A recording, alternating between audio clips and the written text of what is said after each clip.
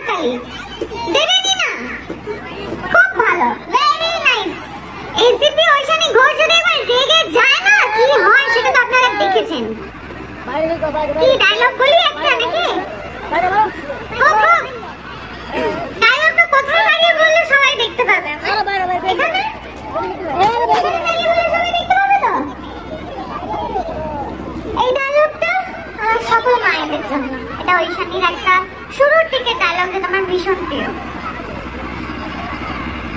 ছোটবেলায় আমার মা খুব যুক্তিবাদী ছিল।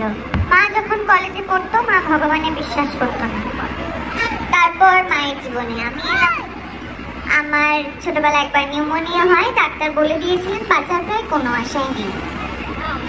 তারপর না, মা একেবারে বদলে গেল। মা দিন রাত ভগবানের কাছে প্রার্থনা করতে লাগলো আমি যেন সুস্থ হয়ে যাই। তারপর আমি যখন সুস্থ হয়ে উঠলাম, আমি বারবার মাকে একটাই প্রশ্ন জিজ্ঞেস করতাম যে মা, আমার তো ডাক্তার সারিয়ে তুলেছে, তুমি ভগবানের কাছে প্রার্থনা কেন করো? সেদিন মা আমায় একটা কথা বলেছিল যে তুই আজ বুঝবি না, যেদিন তোর নিজের সংসার হবে, যেদিন তোর নিজের সন্তান হবে, সেদিন তুই বুঝবি একজন মায়ের মন হাজার যুক্তিবাদী হয়েও কেন ভগবানকে আঁকড়ে ধরে। Thank you so much. Thank you. নেই কোনো প্রশ্ন?